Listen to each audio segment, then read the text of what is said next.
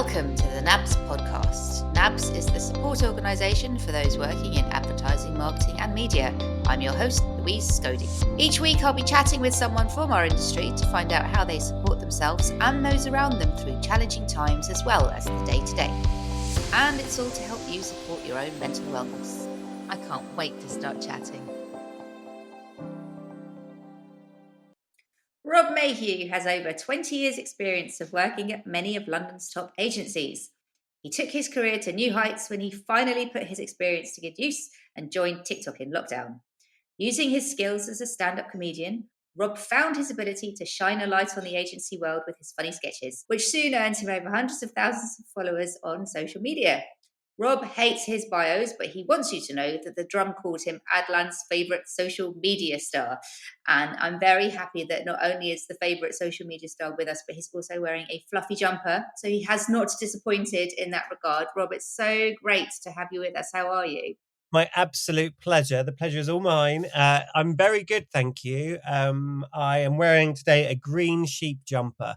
So like the red one, but green.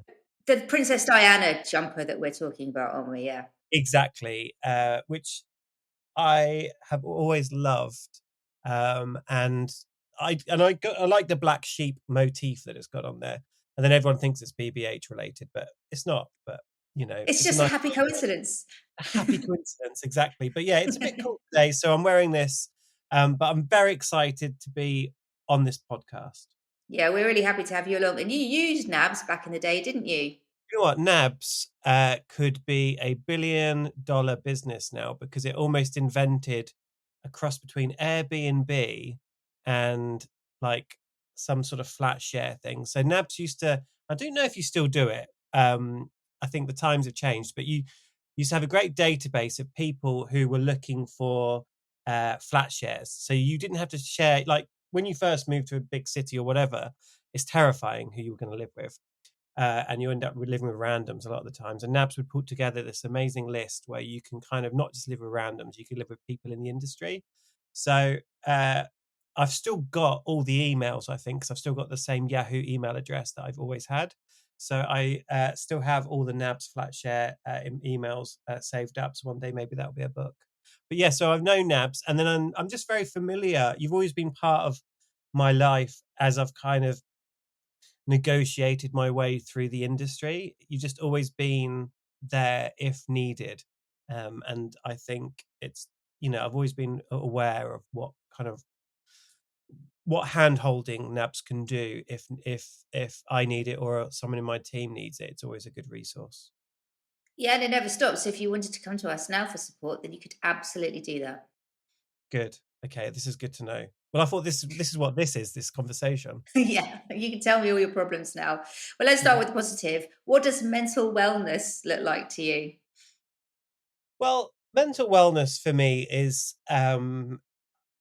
right now it is about trying to get the kind of three things right. One is kind of happy in my job, happy in my family, and then I guess happy in my health and myself are kind of the three big things. So mental wellness for me is about doing my best to try and be in a good place with all those three things. And they can be a bit of a juggle sometimes. And so at the minute, I'm very, I'm a very sort of happy place. But at the same time, I've always had a habit of saying I'm good when I'm not necessarily good. So mental wellness for me is really just about being aware of how you're feeling and trying to kind of do things that can help you be in a slightly better place. Making decisions that kind of help yourself and those around you as well. I'm really interested in that notion of decisions because that seems like some really practical, profound self-care right there. So what would be an example of a decision that you've made that's helped to boost your mental wellness? For me, I really enjoy going for a morning walk before I start the day. And often that involves taking my daughter to her childminder. But it's just even before she came along, me and my wife during lockdown would go for our morning walks. And it's about clearing my head.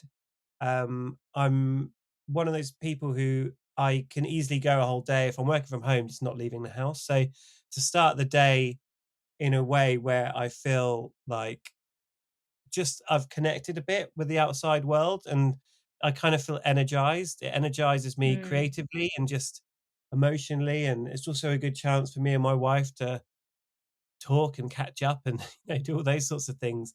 We used to call it like an inspiration session as well. So we'd kind of talk about fun, exciting things that would we'd get excited about. And it's just such a fun way to yeah. start the day when you sort of talk about like projects and little things and hobbies and whatnot, which is quite funny because that's those conversations are kind of what now has become my life, creating sketches and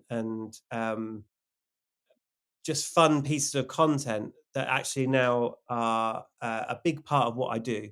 So even though at the time, we did them to kind of help with our mental health and sort of get out of the house and walk around. Actually, the benefits of that are very tangible. We ended up sort of discussing, just I'm 40. I was 40 years old when I joined TikTok.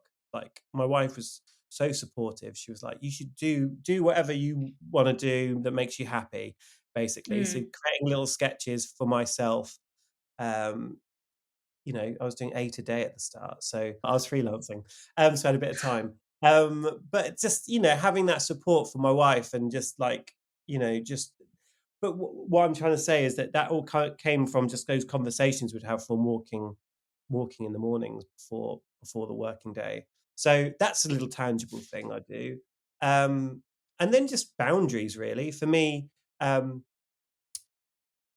I'm really good I've become better actually at kind of leaving work at work and making time for my wife and my sort of 2-year-old baby, of just trying not to let, trying to be present and not let my job and even creating content, which is I love it so much, creating content, that the problem with when you love what you do is that you think about it all the time and you want to do it all the time. So actually, it's not always healthy. So actually, just being able to separate myself from that and be a little bit more present is another tangible thing that I think I've done. I guess it takes a lot of discipline. I mean, your videos are just so funny, and they're also really poignant at the same time. They really do. They don't just lampoon agency life, but I think if you just go to work, then you will find something to identify with in so many of your videos. And a lot of the time, you're basically saying what we're all thinking. That's what I try and that's literally what it really is. It's just trying to think, well, what is it I would say in this meeting if I really could? Like, or what is it that I've noticed in this meeting that I bet everyone's noticed, but no one is going to say anything about it? Yeah, do you know what? The one you did recently about what would really happen in a training video about accepting gifts from people. I mean, that was just so, I won't describe it any further because you have to go and watch it if you haven't seen it, but it is just so on the money. It's brilliant. You've got so much going on, so much because you've got, you're a dad and you've got you're at Gravity Road, aren't you? How many days a week are you doing there? I'm doing 2 days a week there as creative director, 2 days a week at home doing content for socials, 1 day a week I'm in charge of my daughter. So two and two basically, and then a day, which I'm very grateful for, of being a dad. Not just one day being a dad. You get it. Of course. And as you say, you love your work so much that it's something that is constantly on your mind. Is there anything else extra that you've had to do since becoming so phenomenally successful with your channels to try and put some boundaries in that we Yeah. can learn from? Because in terms of juggling, I mean, you are really juggling. I post every day, so that's something that I've turned. I wanted to be really disciplined with this, and so when I first started, I was posting 8 times a day because I was just experimenting and I had the time, and I quickly realized I was going to treat what started off as sort of as so fun. I was going to treat it like a business and actually, in a sense of sort of professionally deal with it like, this is my writing day, this is my filming day, this is the 3 hours I'm going to use. And by setting kind of a schedule and by just sitting down, if I've got no ideas, just sitting down with a blank sheet of paper, just making sure I did it. Um, just turning up every day and doing that really helped me grow and just be consistent and not give up. Because at the beginning, my numbers were like 200 views. For about 6 months, I was doing like 300, 400 views. Whereas now I'm sort of, it can be almost 500,000. And so for me, I really wanted to take it seriously. Um, and just remove any barriers to entry. So, for instance, I use a green screen. I don't need to leave the house. I just need a ring light. There's no overhead costs. There's no other people. There's nothing. It's just me and whatever idea I have. And so, by doing that, um, it's all down to me just showing up and doing the work. Um, and I felt like because I enjoy it so much, I love showing up and doing the work. I think if I started not to enjoy it, I'd struggle to do that because I'm very much all in. If I'm enjoying something, I'm all in. If I start to lose interest, then I start to lose interest, which has happened with many jobs basically as well. Hmm. One of those people that uh, I can get bored quite quickly. So with this, I haven't, and I love it, and I will never run out of ideas. So um, yeah. This sense that you've got 500,000 people following you, how does that affect you? Do you feel a big sense of responsibility with that? No, not really. I think I kind of the numbers are kind of vanity metrics.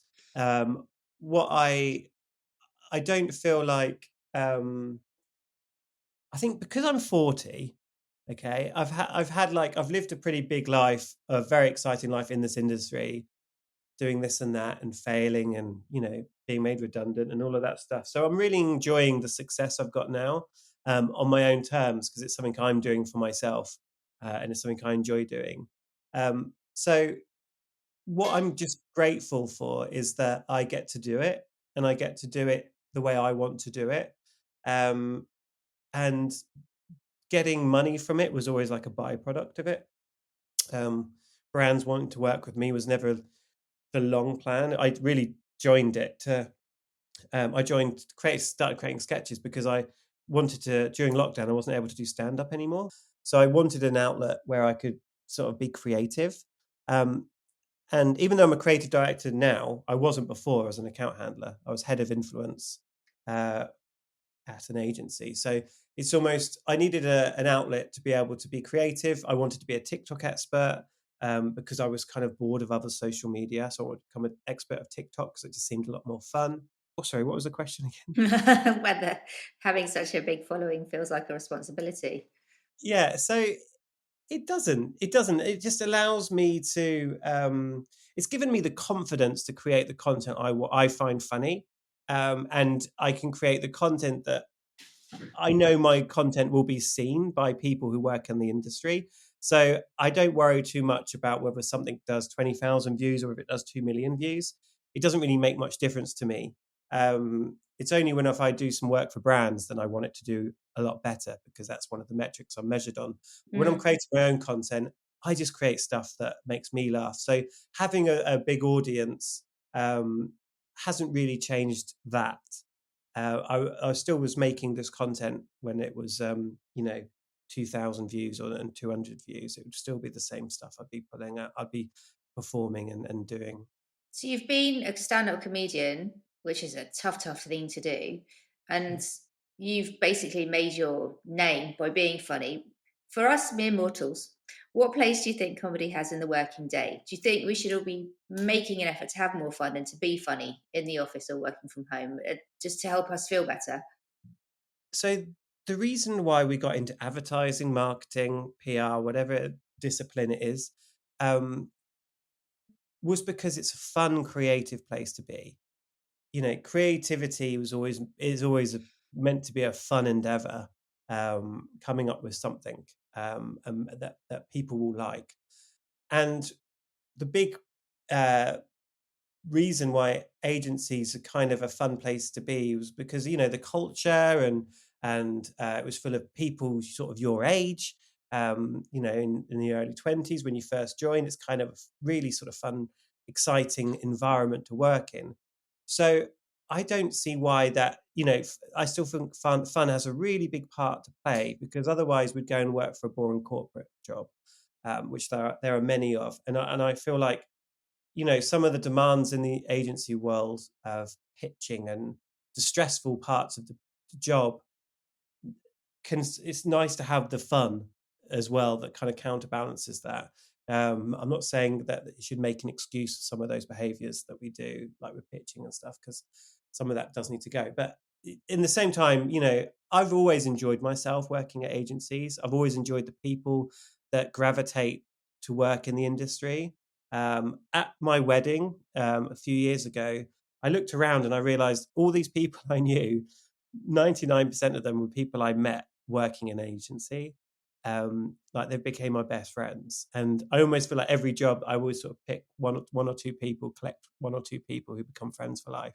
And they're just kind of because they're your people, and it's the same with having fun. I've always gravitated to the agencies that kind of I'm quite a fun person, so actually my personality wouldn't work great if it's not a fun agency. In fact, I think I'm glad I'm quite senior now, because if I was a junior starting and it was all working from home, I'd struggle a bit, I think, because my personality probably isn't, you kind of want me around. This is me speaking yeah, I can say it. People like to have me around because I'm quite fun in an agency. I still work Yeah. hard, but actually, my personality, if you took away that extra element, I don't really have a USP. Like I've got nothing. I am me, and so if I was just working from home, you're really just measured on your work then, and not really what you bring to the office, and motivating people and getting people the enthusiasm that I have is difficult to really show when you're working from home or on a Zoom call. But given that so much of us are still hybrid working and will be for a while, have you got any tips for us to have more fun when we're working from home? Is it a case of having some comedy chats on Teams, for example? Yeah, I think you just need to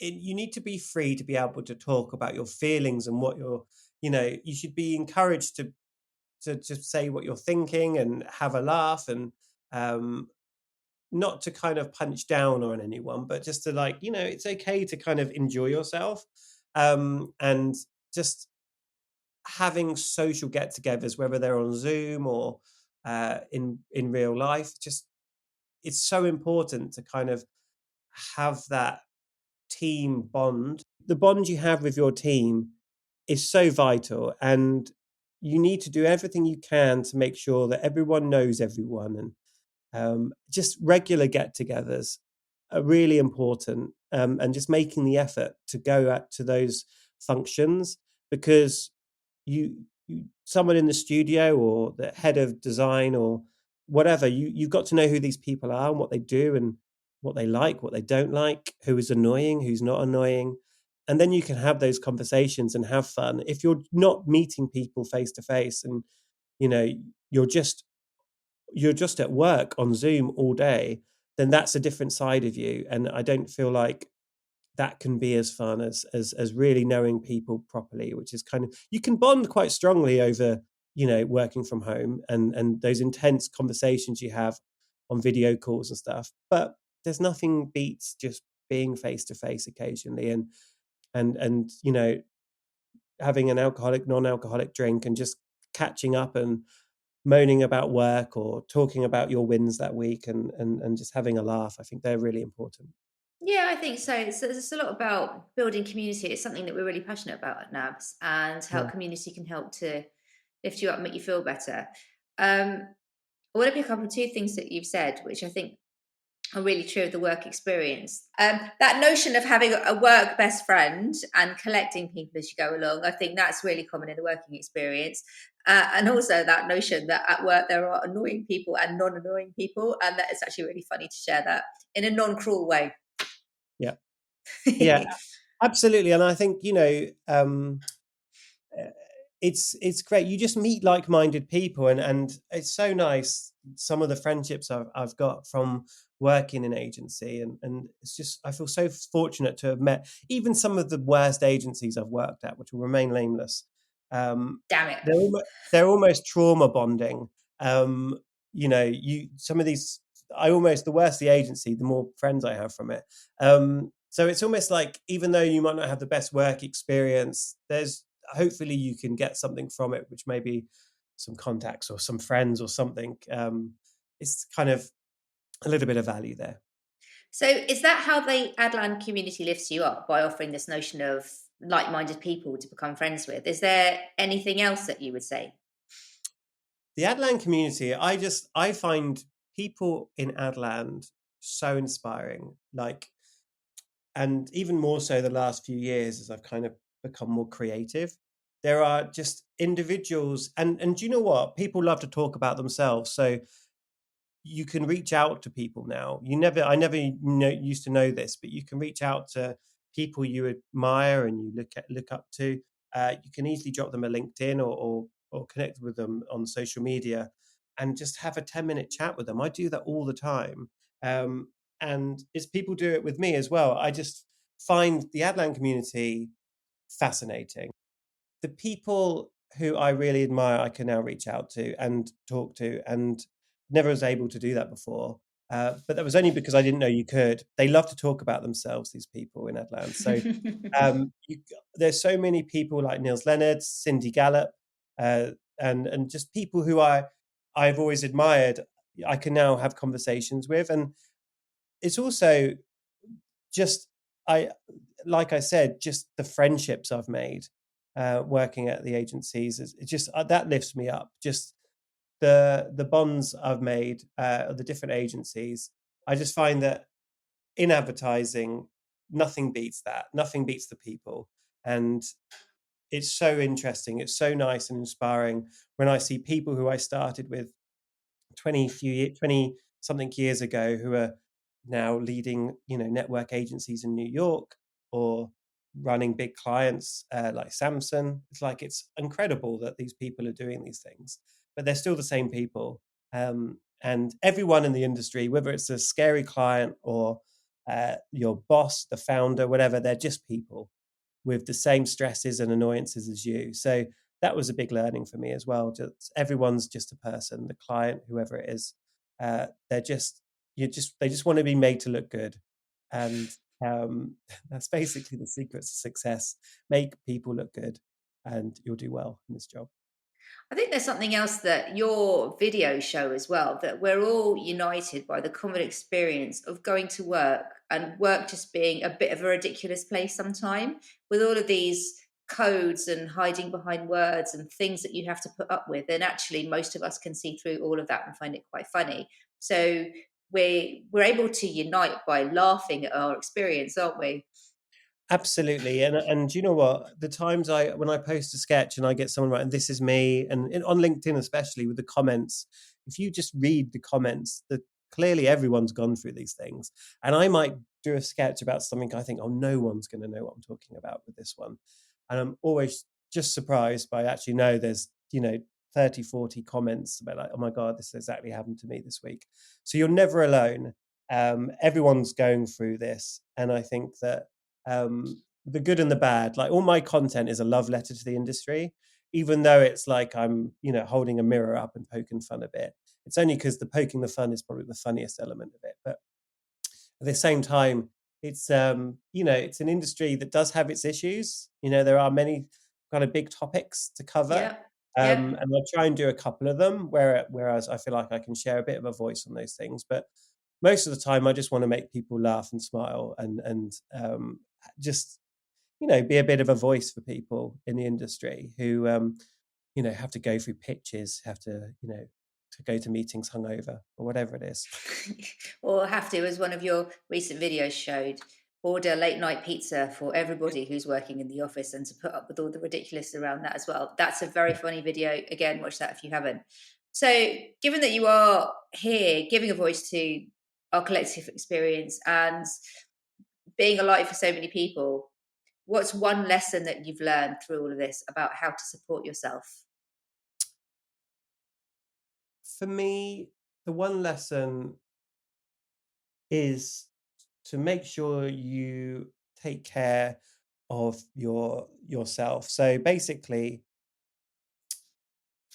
you've always just got to be aware, like, go and get some fresh air. Go and, you don't have to go out and get drunk all the time and socialize and do everything. You can say no to some of that.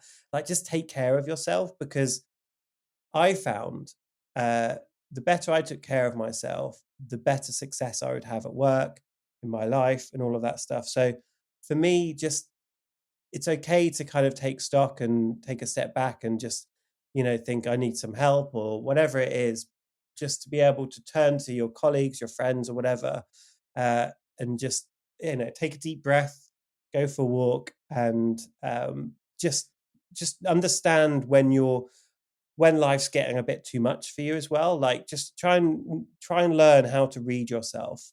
Or if people are telling you that, you probably need a bit of a break, you should listen to them. It's okay to take breaks. It's okay to go on holiday. It's okay to, to be annoyed at work. It's okay to have a moan and a bitch about someone at work. That's all right. It's all healthy. But it's also okay to really enjoy what you do. Like, don't feel like you need to settle.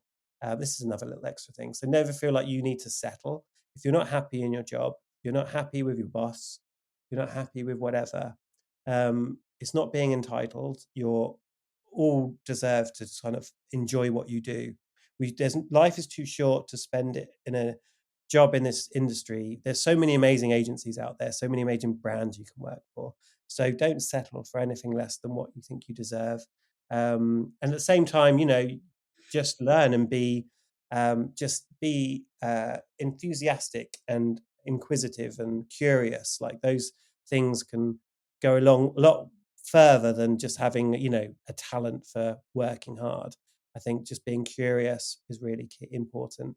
I was never the hardest working person, but I was probably one of the most curious people in my job. So that did me well. But each agency needs different types of people. So there's probably a spot for you out there as well. I agree with all of that. There's so much wisdom there. And I would say that if you need help with any of that, whether it's talking to someone about wanting to change your job, or you're feeling like everything's got a bit too much, or you just need a listening ear, call NABS. That is what we're here for. If you feel that you can't talk to friends or colleagues, or if you just want a different kind of chat, then give us a call. We're objective, and we aim to support. So, very excitingly, Rob, 2 things to announce here. Firstly, you have a book coming out. Is the book out yet? I do have a book coming out. I do. It is going to be out in the next few days. So that's very exciting. It's basically a notebook. So it's tailor-made for people who work in agency world. So it's got some funny things in there that I've written, like finance meeting bingo, brainstorm bingo, where to sit in a meeting when you don't want to, what's the best seat in a client meeting, basically. It's a little guide to that. There's some little signs in there that you can hold up, like make me a cup of tea. Next slide, please. But at the same time, it's a real notebook, and you can actually pick which jumper I have on the front cover. And you can also put your own face, your own avatar on the back of the book. So it's very exciting. It's all kind of bespoke. You can have your name on it, all of that sort of stuff. So if you work in business, specifically agency, I'd say, if you work in advertising, marketing, PR, whatever it is in the industry, this is the ultimate notebook upgrade. And it will be useful, I promise. And you'll look very cool with it if you walk into meetings. I'm sold. An avatar that looks cool. Sign me up. We will grab the link off of Rob and put it in the chat, so you'll know where to go and find the daybook if you're interested. Also to announce that Rob is joining us for a NABS talk on the 9th of November at 1:00. It is free to join. It will be online. We will have another beautiful hour together. So please join us, and you'll be able to put your questions to Rob during that hour as well. So if you go to the NABS website and go to the calendar, you'll be able to sign up. Again, we will put that link in the show notes. Until then, it only remains for me to say a massive thank you, not just for joining us today, but also just for being so funny and for lifting me up and for producing videos that are so good that I watched one of them 4 times back to back. Bless you. Thank you so much, Louise. And thank you to NABS for just being there for everyone. It's one of those things that you only really know about when you really need it. But actually just to know it's there, I think it's great, because it's just that support. And I think everyone in their career, it's okay to reach out to get that help for anything minor or major. And I think that's why NABS plays such an important role. Thanks so much. We're really glad that we've been able to be with each other today, and can't wait to chat to you more in November. Looking forward to it. Thank you.